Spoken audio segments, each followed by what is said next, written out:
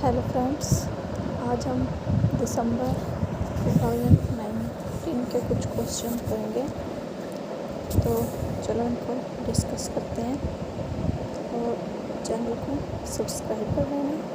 Superstar channel को subscribe कर लेना।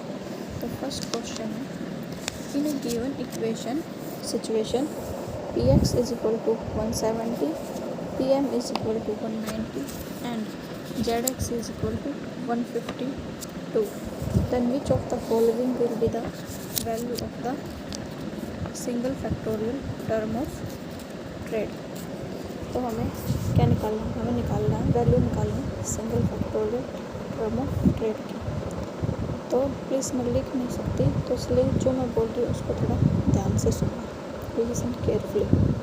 तो जो single factorial term of trade है, इसको निकालने का फॉर्मूला है px divide by pm into zx।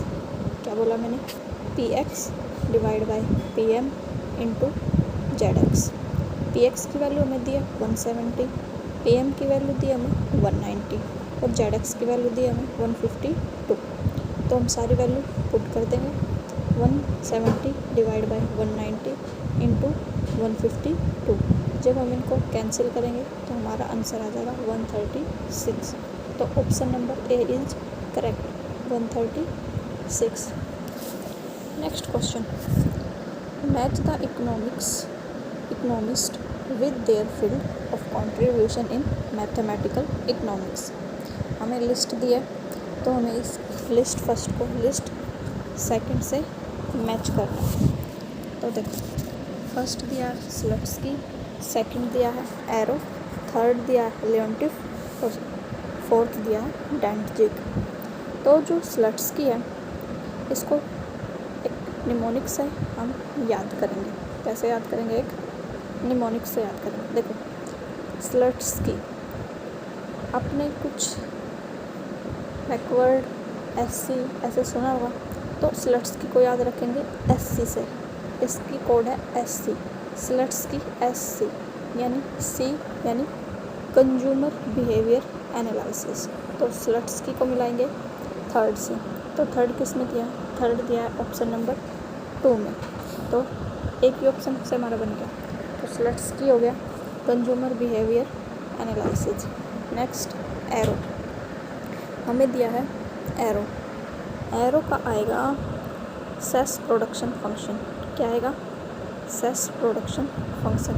B Leontief का तो आपने बहुत बार सुना होगा, लियोनटिफ इनपुट आउटपुट मॉडल। ये तो नाम के साथ ही आता है, तो इसका तो कुछ कंफ्यूजन ही नहीं। तो लियोनटिफ क्या है? लियोनटिफ input output model.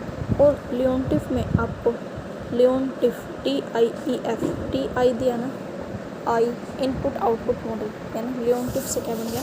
Input output model. और जो डैंटजिग है, डैंटजिग हो गया हमारा लीनियर प्रोग्रामिंग। तो इसका है ऑप्शन नंबर बी। स्लट्सकी को मैच करेंगे कंज्यूमर बिहेवियर से, एरो को मैच करेंगे सेस प्रोडक्शन फंक्शन से, लियोनटिफ इनपुट आउटपुट मॉडल, ये तो बिल्कुल आपको टिप्स पे होना चाहिए, Leontief input output model, Dantzig linear programming. तो option number second is correct. Next देखते हैं, in which of the following model knife edge problem occur. तो नाइफ एज प्रॉब्लम ऑक्यूर किस में होती है? या तो हेरड में होती है या डोमर में होती है। डोमर इसमें हमें दिया नहीं, तो इसका आंसर हो गया Harrod. Option number third is correct. तो आंसर हो गया Harrod. Next, the compensation principle which says that A is socially preferable to state B if those who gain from the change can compensate the loser and yet end up with surplus welfare gain is attributed to। इसमें क्या बोला गया है कि वो कौन सा compensation principal है जिसमें उसको लॉस होने के बाद भी वो अपनी दूसरे को प्रॉफिट दे देता है, मतलब उसको गेन दिला देता है। Gain from change and compensate the loser को भी कंपनसेट कर देता है। तो ये किसका है? ये है एन काल्डोर।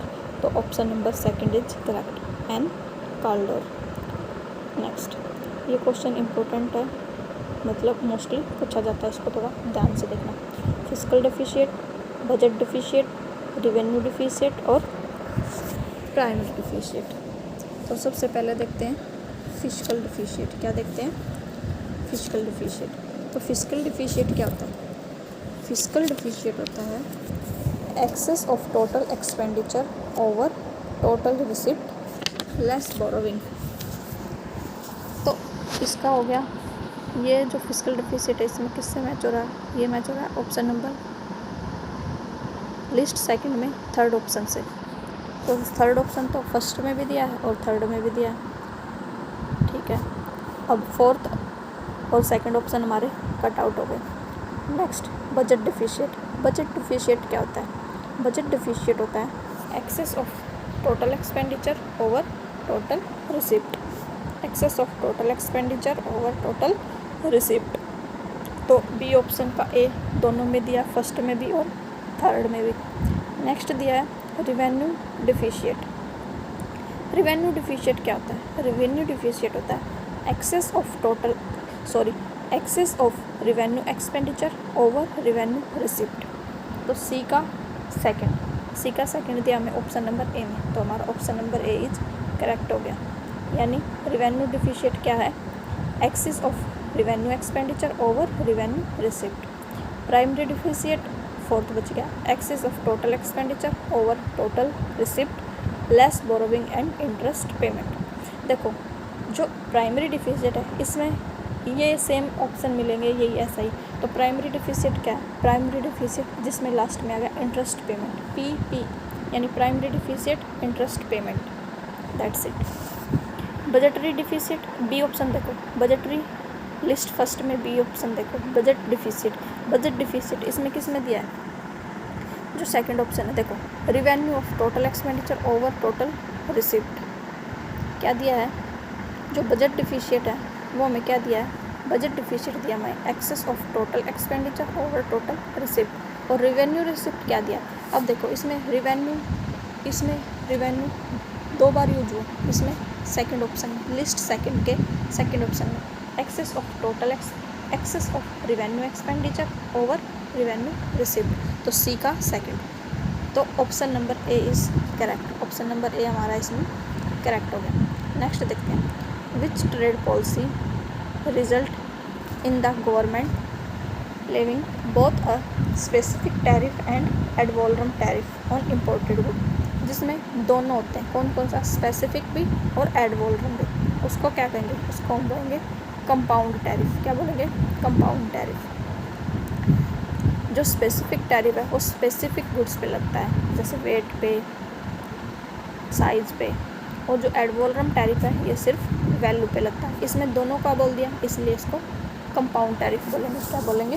Compound tariff. तो option number C is correct. I hope आपको क्वेश्चन अच्छे लगे होंगे। प्लीज़ वीडियो को ध्यान से सुन लेना। अगर क्वेश्चन अच्छे लगे तो प्लीज़ वीडियो को लाइक करना और चैनल को सब्सक्राइब करना। टेलीग्राम चैनल का लिंक मैं डिस्क्रिप्शन में डाल दूँगी, उसको भी ज्वाइन कर लेना। Thank you so much.